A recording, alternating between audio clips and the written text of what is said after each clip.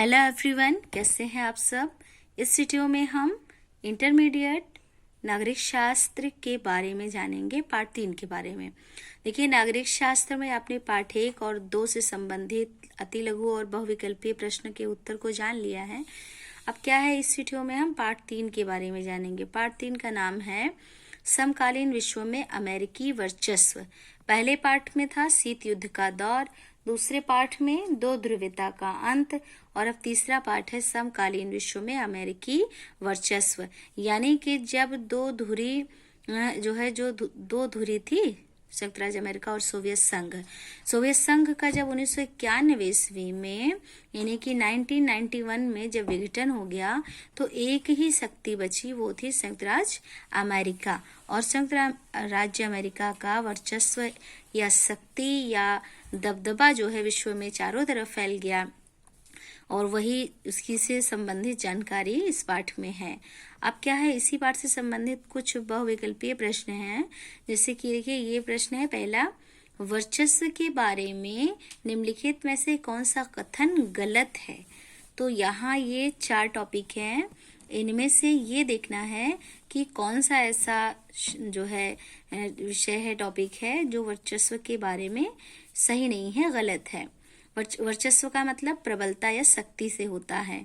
और इसमें देखिए, पहला का क्या है, इसका अर्थ किसी एक देश की अगुवाई या प्राबल्य से है। तो ये सही है, क्योंकि एक देश यानी कि संयुक्त राज्य अमेरिका और उसकी अगुवाई में जो है सैनिक संस्थाओं का भी और साथ ही साथ अमेरिका की सांस्कृतिक, राजनीतिक, सामाजिक जो परिस्थिति थी, उसका प्रचार प्रसार विश्व में चारों तरफ हुआ।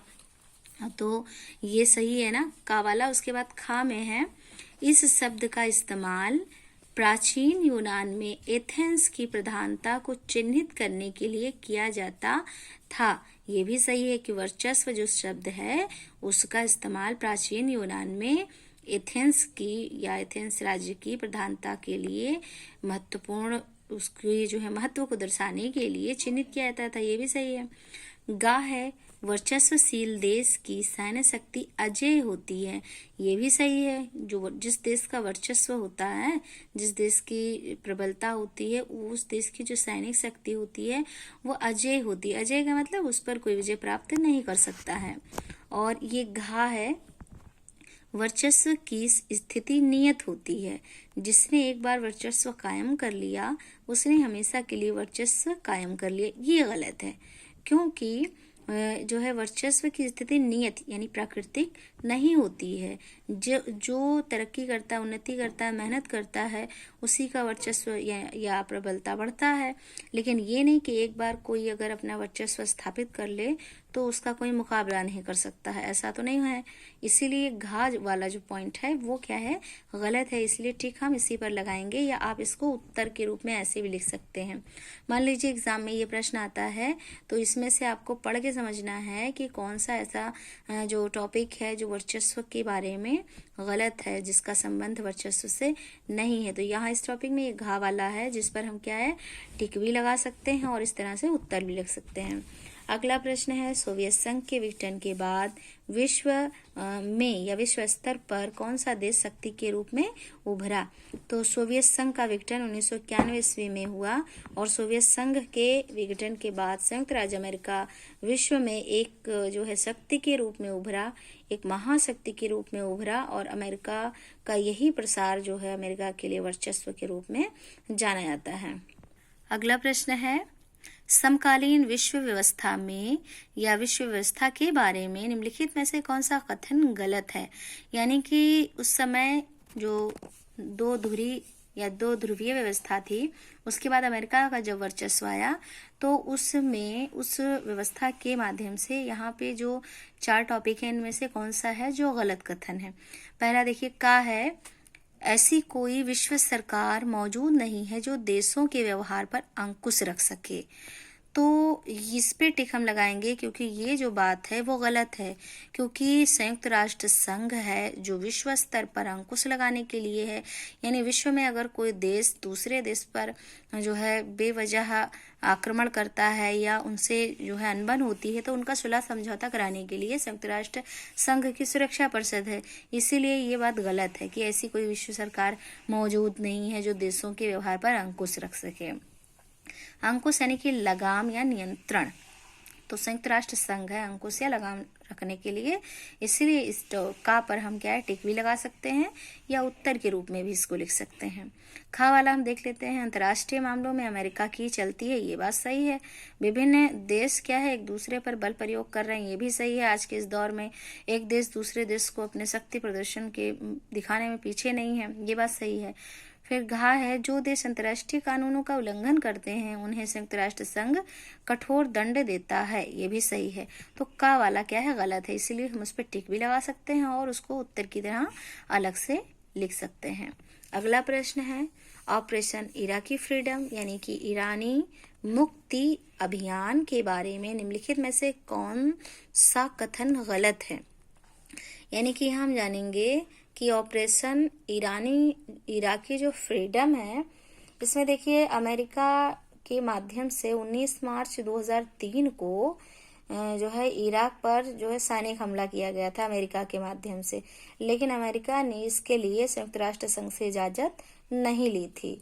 अब इसमें से क्या है हम ये जानेंगे कि यहाँ जो 4 टॉपिक हैं इनमें से गलत कौन सा है। देखिए पहला क्या है, इराक पर हमला करने के इच्छुक अमेरिकी अगुवाई वाले गठबंधन में 40 से ज्यादा देश शामिल हुए, ये सही है। फिर उसके बाद में खा है, इराक पर हमले का कारण बताते हुए कहा गया कि यह हमला इराक को सामूहिक संहार के हथियार बनाने से रोकने के लिए किया जा रहा है, ये भी सही है। क्योंकि अमेरिका ने इस तरह से इराक पर ये जो है बात रखा था कि इसी कारण हम इन पे हमला किए हैं, क्योंकि इराक में सामूहिक रूप से हथियार बनाने की योजना बनाई जा रही है।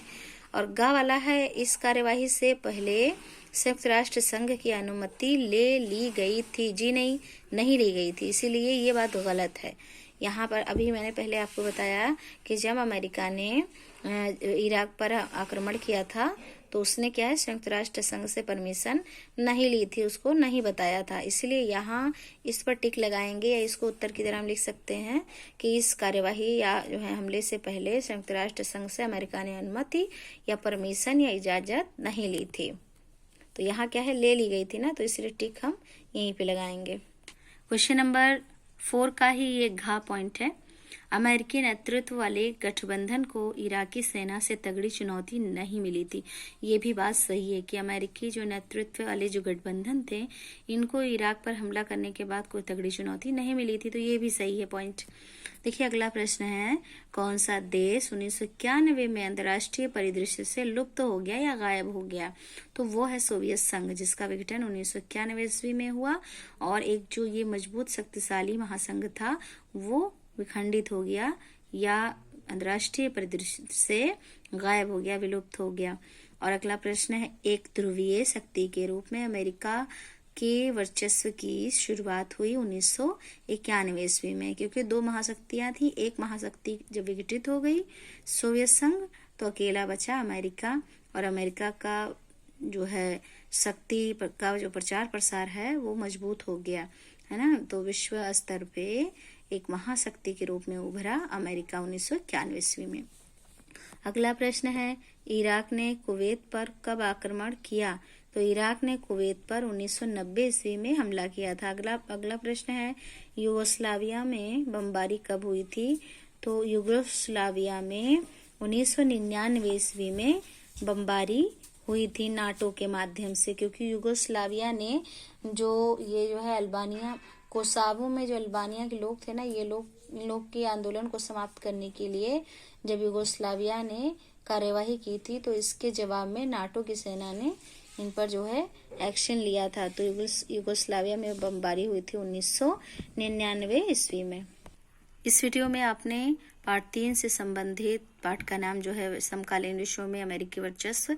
इस पाठ से संबंधित आपने कुछ महत्वपूर्ण बहुविकल्पीय प्रश्नों के उत्तर को आपने जाना है। देखिए, इस समय जो है एक भयंकर विश्व के लिए एक भयंकर महामारी कोरोना वायरस या कोविड-19 या नोवल कोरोना किस तरह से विश्व में जो है एक विध्वंसकारी तबाह मचाए हुए है।